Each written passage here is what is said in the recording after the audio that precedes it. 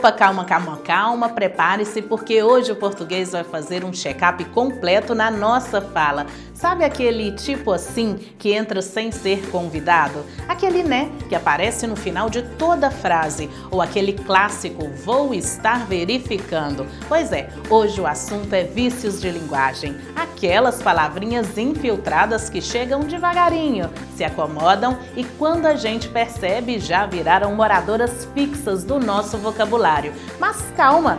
Nem todo vício é erro grave. Alguns são só hábitos de linguagem. O problema é quando eles atrapalham a clareza, a elegância ou entregam a gente no microfone.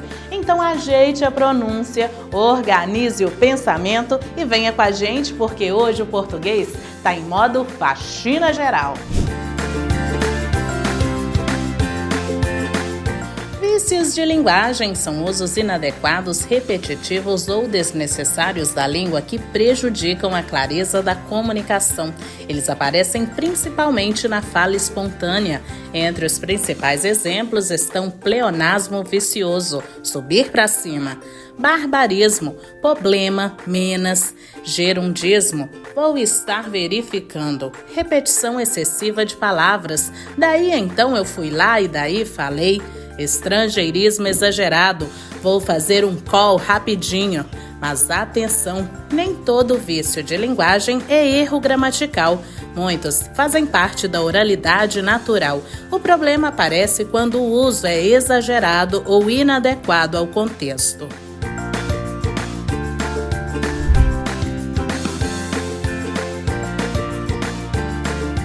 A língua portuguesa está viva e, como toda língua viva, ela respira, muda, se adapta e às vezes pega alguns vícios pelo caminho.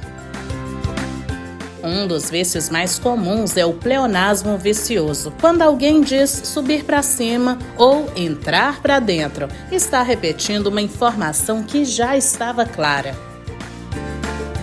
Outro exemplo bastante conhecido é o gerundismo. Vou estar verificando, vamos estar encaminhando. Existe também o estrangeirismo exagerado, quando palavras em inglês substituem termos simples do português. E tem ainda o barbarismo, palavras pronunciadas de forma incorreta, como problema, truce, menos. Evitar vícios de linguagem não significa falar difícil, significa falar com clareza. Agora me conta, você já falou vou estar verificando? Se falou, relaxa. Aqui ninguém cancela ninguém por causa de gerundismo, mas dependendo da situação ele pode complicar mais que senha de Wi-Fi em casa de parente. E olha, vício de linguagem não aparece só na fala não. Tem música, tem literatura e tem até atendimento telefônico cheio deles. A música Ai Se Eu Te Pego, lançada em 2011 do Michel Teló, ficou conhecida pela repetição marcante da expressão nossa, nossa. Essa repetição não é erro, é um recurso estilístico típico da linguagem musical, usado para reforçar ritmo, emoção e memorização da letra. Nossa, nossa, assim você me mata. Ai, se eu te pego. Mas quando repetições como essa aparecem fora do contexto artístico, especialmente na fala formal ou na escrita, podem se transformar em vícios de linguagem. Ou seja, na música a repetição ajuda a grudar na memória. Já na redação ou apresentação oral, o excesso pode prejudicar a clareza da comunicação. Resumindo, nessa música, a repetição é um recurso expressivo. Já na fala cotidiana ou na escrita formal, repetir palavras sem necessidade pode virar um vício de linguagem chamado repetição excessiva, que prejudica a clareza da comunicação.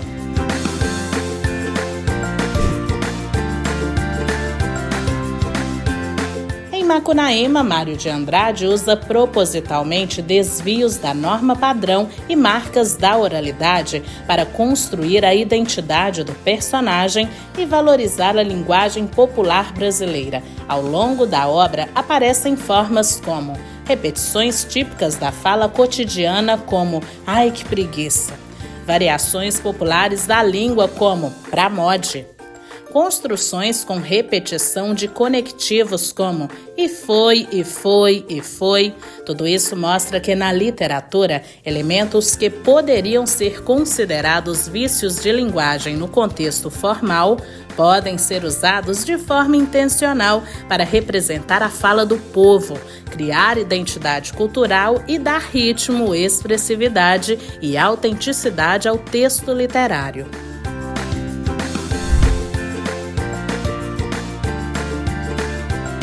A palavra cacofonia tem origem do grego e significa som desagradável. Ela é um vício de linguagem que acontece quando a aproximação entre palavras produz um efeito sonoro estranho, ambíguo ou involuntariamente engraçado.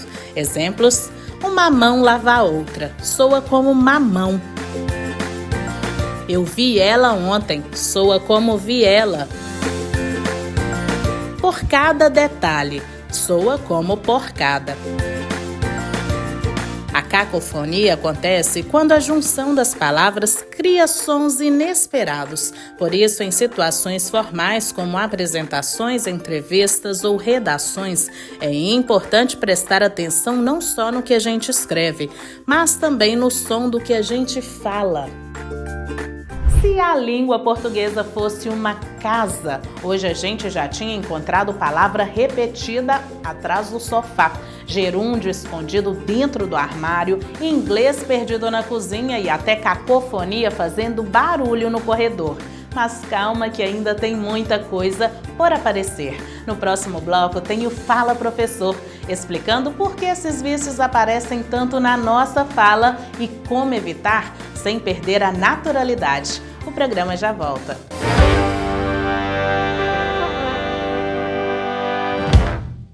Estamos de volta e agora é hora de encarar aqueles companheiros de fala que chegam sem pedir licença, ficam confortáveis e quando a gente percebe, já estão morando na frase, porque quando entram os vícios de linguagem, a palavra tropeça, repete, enrola e às vezes até fala mais do que precisa. No nosso quadro Fala Professor, o professor Fernando Souza chega para mostrar que vício de linguagem não é só erro. Muitas vezes é hábito, costume, pressa e até estratégia de quem está pensando enquanto fala. Então prepara o ouvido porque agora é hora de descobrir quais palavrinhas estão se repetindo por aí sem a gente perceber.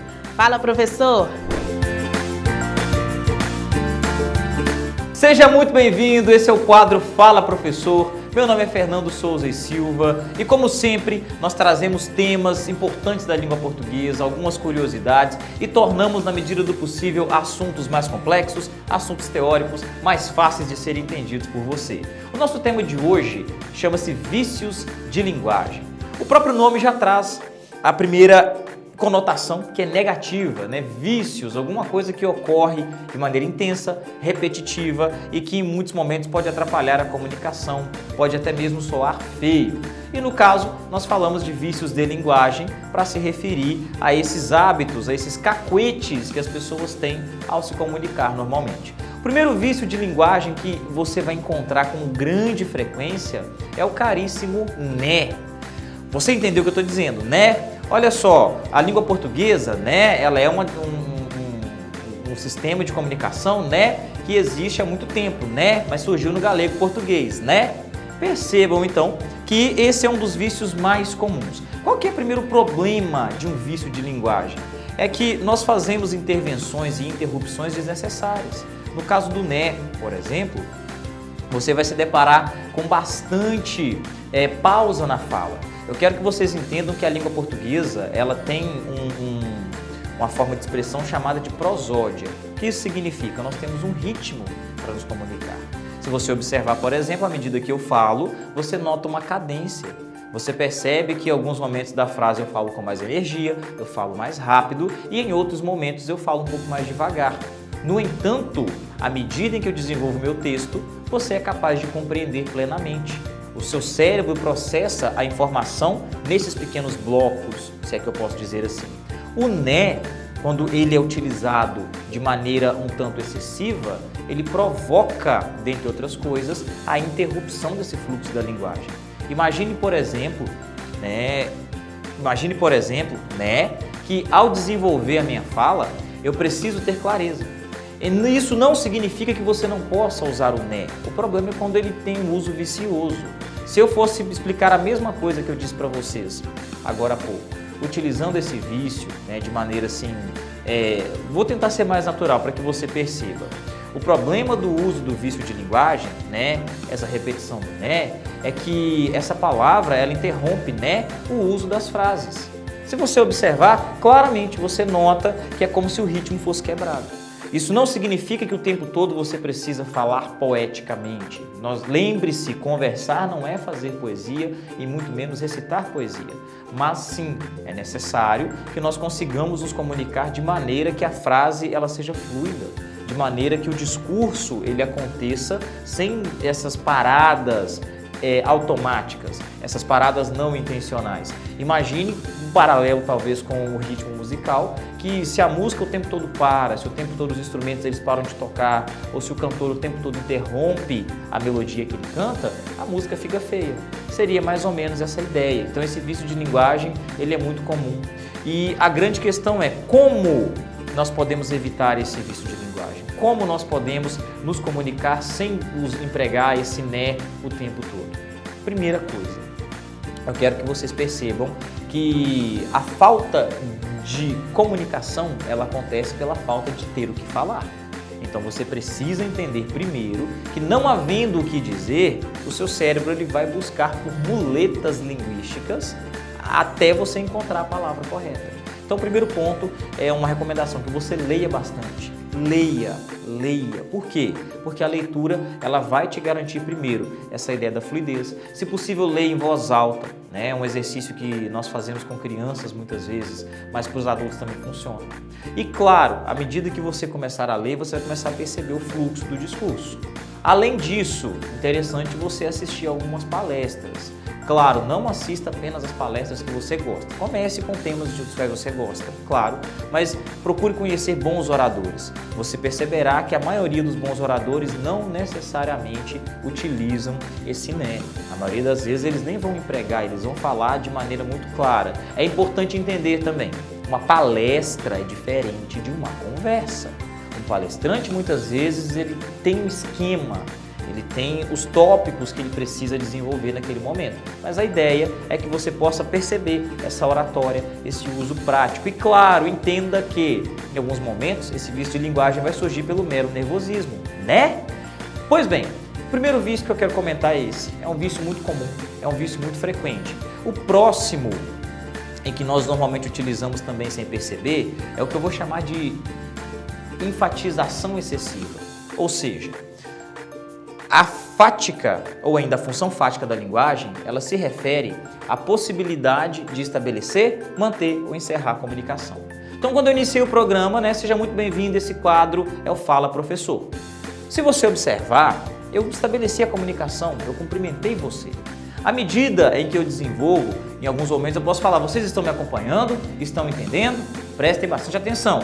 Veja que aqui eu estou mantendo a comunicação. E é possível que eu possa encerrar a comunicação. Pode ocorrer sim, no momento em que eu terminei de falar, eu me despeça. É isso, pessoal, terminamos por hoje, muito obrigado, um abraço. Notem, essas expressões são chamadas de expressões fáticas, é a função fática da linguagem. Manter, estabelecer, manter ou ainda encerrar a comunicação. É um vício pouco comum, tá? A maioria das pessoas não usam esse vício com tanta clareza, mas sim ele acontece, que é o tempo todo eu perguntar se você está entendendo, o tempo todo eu te perguntar se você está acompanhando. Gente, ficou tranquilo? Beleza, então, vamos lá. Eu continuo falando. Tá ok? É isso mesmo? Beleza, vamos prosseguir. Ou seja, o tempo todo eu paro o discurso, eu paro a comunicação, eu paro a exposição do que eu estou dizendo para poder enfatizar alguma coisa, enfatizar essa comunicação. Não estou dizendo, pessoal, que você não possa perguntar, você deve perguntar. Principalmente se o seu contexto é de você passar uma instrução, talvez para um funcionário, para um time, orientar um cliente, conversar, talvez seu pai, seu filho, seu irmão, tem uma pergunta e você é capaz de responder a dúvida. Você tem que perguntar, você conseguiu entender? Está fazendo sentido para você? Isso é importante. Mas é ideal que você tenha momentos específicos e momentos pontuais nos quais você faz isso. Você não pode fazer o tempo todo. É um vício de linguagem muito frequente. As pessoas costumam cometê-lo sem perceber. Ele não acontece tanto no dia a dia, então quando eu falo muito frequente também eu me refiro ao fato de que ele é muito frequente em exposições, quando pessoas precisam explicar, quando tem que falar em público, normalmente acontece que essa interação ela fica um pouco exagerada e esse exagero também se refere talvez ao nervosismo. Esse exagero ele pode acontecer porque você imagina que a outra pessoa não esteja ouvindo ou te dando a devida atenção e isso acaba por te fazer automaticamente, inconscientemente, empregar esse tipo de vício, ok? Essas são as expressões fáticas. Um outro vício de linguagem muito comum e que nós precisamos ter um pouco mais de cuidado com ele é quando nós utilizamos as vogais ou até mesmo as consoantes colocando entonações diferentes, mas eu preciso te explicar com 2 passos para trás. Primeiro, se eu te perguntar quais são as vogais, você vai me dizer A, E, I, O, U, correto? Isso até então é um padrão que nós todos sabemos. É interessante entender que o som vocálico, o som da vogal, ele é produzido quando o ar ele sai do diafragma, ele é pressionado pelo diafragma, passa pelo pulmão e sai pela boca sem qualquer interrupção, ok? Por esse mesmo motivo, nós temos alguns sons diferentes. Nosso sistema de escrita ele representa o A, mas eu posso ter um som de A, um som de por exemplo. Eu posso ter o E, o som do E. Se eu coloco uma nasalização, eu tenho o som do EN, o som do O, o som do O, o som do ON. Perceberam? Eu tenho pelo menos 3 sons diferentes para a mesma representação escrita. Em teoria, então, esses são os sons vocálicos. O que normalmente acontece? É muito comum que nós reproduzamos vícios de linguagem que estão relacionados a entoar a palavra, se é que eu posso dizer assim, né? Timbrar a palavra da maneira incorreta. E assim, muitas vezes a gente faz isso na leitura. Alguns casos são permitidos. Por exemplo, Goiás e Goiás. Isso depende de sotaques, depende da região. Em Minas Gerais é comum que nós falamos Goiás. No entanto, você vai perceber que às vezes um goiano ele fala, né, eu sou de Goiás. Não tem problema, são situações permitidas. Mas haverá outras situações em que nós temos que ter cuidado com essa entonação, né? Até mesmo porque em alguns casos a entonação descaracteriza a palavra. Por exemplo, Fernando. Você vai perceber que esse Fernando, embora eu tenha esse N logo após o meu A, ele é um som nasal. Fernando. Eu não posso falar, por exemplo, Fernando. Então é interessante ter esse cuidado, porque em alguns momentos essa entonação incorreta, esse vício de linguagem de entonar as palavras de maneira inadequada, vai criar confusões de comunicação. Você vai dizer uma coisa, a pessoa pode não entender ou ainda ela pode entender outra coisa diferente.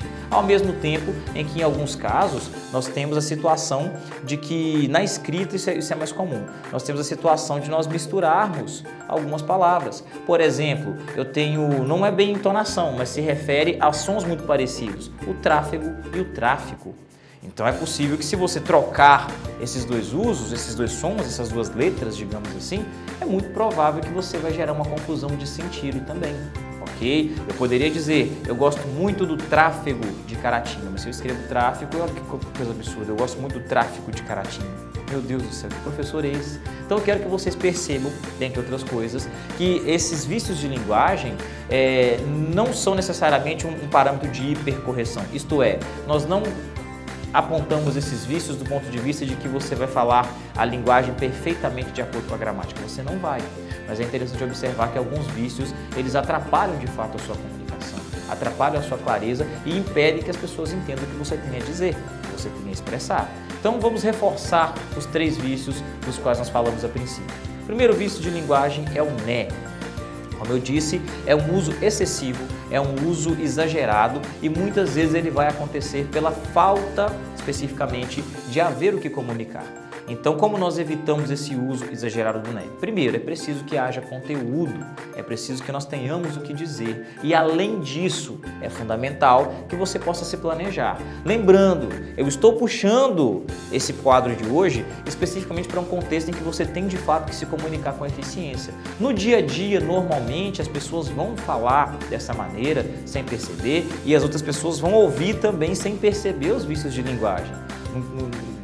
Normalmente quem observa muito isso é o professor de português, às vezes o jornalista, às vezes uma pessoa que lida com comunicação, um palestrante, um orador. Essas pessoas ficam mais atentas. Mas no geral, é comum que as pessoas elas falem desse modo. Não estou dizendo que é interessante, que seja adequado. O ideal é que você possa também se comunicar sem depender disso. Então lembre-se, primeira coisa, para evitar um né excessivo, tenha clareza do conteúdo que você tem que expor.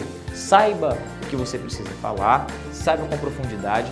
A princípio, se necessário, a depender da situação, treine, pode treinar, vai para frente do espelho, repete, reproduza, observa, grava. Muitas vezes, hoje nós temos um recurso fantástico, meu celular não está aqui, não vem com ele aqui para frente, mas normalmente você pega o celular, você pode gravar. Porque à medida em que você grava, você volta se ouvindo, você volta se escutando e percebendo, nossa, eu falo muito isso, eu repito muito isso, olha que expressão que acontece o tempo todo. E até mesmo eu tenho determinados vícios de comunicação. Se vocês observarem, por exemplo, quando me foge uma palavra, quando me vem à mente, vocês veem que eu dou uma pausa, eu dou uma parada, e aí depois eu falo. Então, nós trabalhamos diariamente para que essa comunicação ela seja mais efetiva. Então, quer evitar o né? Trabalhe especificamente com o domínio do conteúdo que você precisa transmitir. Entenda o que você tem que falar e a partir disso você facilita. Do mesmo modo com as funções fáticas. Se as pessoas o tempo todo, se você tem a impressão de que elas não estão te acompanhando, de que elas não estão te ouvindo, ou você quer o tempo todo verificar essa comunicação, estabeleça pontos específicos. Coloque tópicos, divida o discurso em 3 ou 4 partes e aí nesses momentos pontuais você vai ser capaz de utilizar a função. Você pode perguntar, vocês querem dizer alguma coisa? Tem alguma dúvida? Pode falar, vocês estão me acompanhando? E aí você aguarda tranquilamente. Todos estão ok? Estamos? Continua o discurso. E para fechar, obviamente, que é uma questão um pouco mais complexa, vai demandar de conhecer mais vocabulário e ouvir um pouco mais, a entonação, o timbre das vogais. Cuidado com os timbres e cuidado com algumas trocas que podem ocorrer, como por exemplo o tráfego e o tráfico. Muito cuidado com isso, porque a depender do contexto e da expressão que você usar, você vai alterar o sentido do que você quer dizer e, além disso, você pode criar confusões na sua comunicação. Esse foi o quadro de hoje, o nosso Fala Professor. Continue nos acompanhando pela UNEC TV. Um abraço, fiquem com Deus e a gente se vê na próxima. Tchau, tchau! Valeu, prof! Gente, eu tenho certeza absoluta que vocês também amam as explicações do professor Fernando, né? Ops! Olha o pleonasmo batendo na porta outra vez, eu falei certeza absoluta, porque certeza ou é ou não é. Obrigada, Fê, mas me conta uma coisa, você já percebeu como a gente fala né? Entendeu? Tipo assim, daí então, tudo na mesma frase? Isso é vício de linguagem fazendo festa dentro do português. Tem também aquele clássico há anos atrás, que junta passado com passado e dá passado em dobro. E o campeão das apresentações nervosas, que entra só para segurar a frase enquanto o pensamento procura estacionamento. Pois é, os vícios de linguagem estão no áudio podcast que você envia para o coleguinha, no seminário da escola, na reunião de trabalho e até naquele momento em que a gente fala, vou repetir de novo. Repete, mas repete mesmo.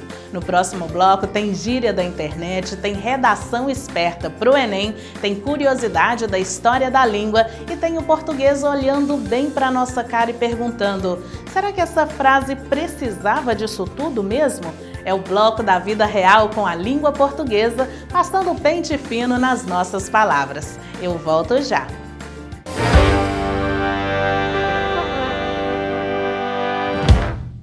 A gente voltou e agora é hora de perceber que os vícios de linguagem estão mais presentes no seu dia do que aquele é rapidinho, que nunca é rapidinho. Tem dica de Enem, tem internetês, tem português formal, tem história da língua e tem frase que parecia normal, mas estava cheia de excesso de bagagem. Se liga porque hoje o português está passando o raio-x nas palavras antes delas saírem da boca.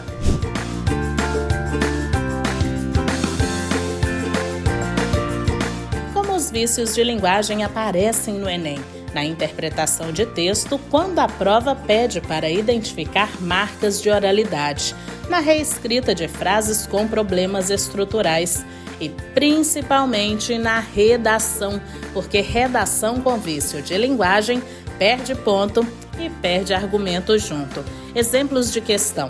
O candidato escreveu: Os jovens de hoje em dia atualmente enfrentam muitos desafios. Qual o problema da frase? Resposta: a redundância temporal. De hoje em dia e atualmente dizem a mesma coisa. O correto seria: os jovens enfrentam muitos desafios atualmente. Agora, algumas dicas importantes. Evite gerundismo disfarçado de formalidade. Exemplo: estaremos realizando a análise do problema. Prefira: analisaremos o problema. Evite redundância argumentativa. Exemplo: protagonismo principal da sociedade, porque protagonismo já é principal. Evite eco sonoro em sequência. A educação da população melhora a situação da nação. Essa repetição de são empobrece o estilo. Evite hipérbole dramática na argumentação. Exemplo: a sociedade está completamente destruída pela falta de educação. No Enem, exagero enfraquece credibilidade. Prefira precisão, porque redação forte não é a que grita, é a que convence.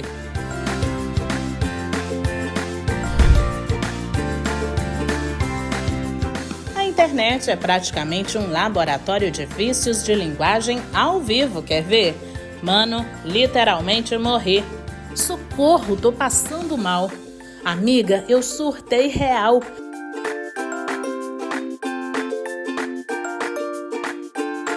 Agora vamos traduzir? Literalmente morri significa ri muito. Tô passando mal significa achei muito engraçado.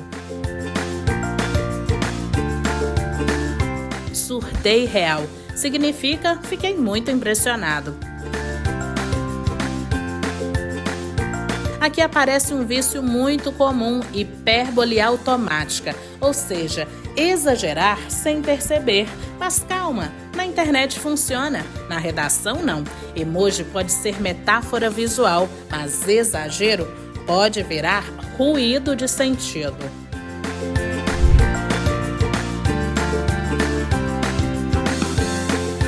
Vamos ver a transformação agora?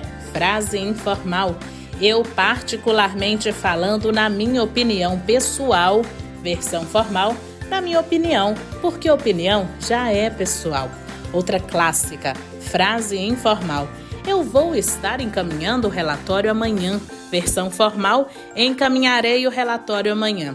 Gerundismo parece elegante, mas só parece. Português claro é português direto.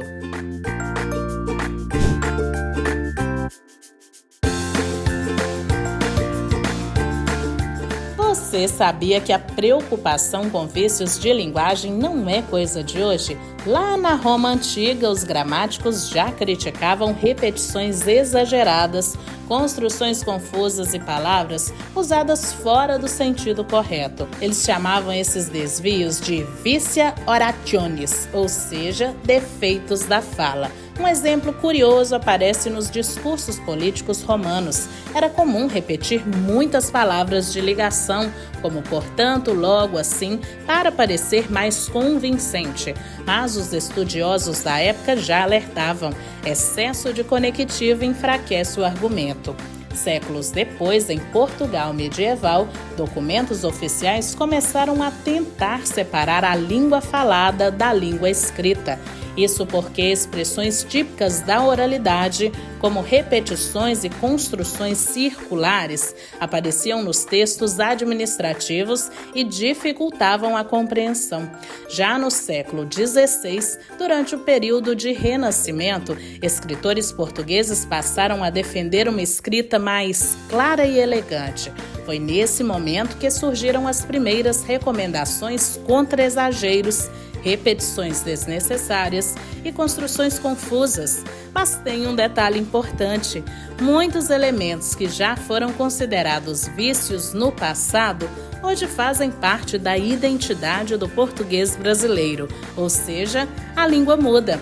Alguns hábitos viram erro, outros viram estilo e outros viram história.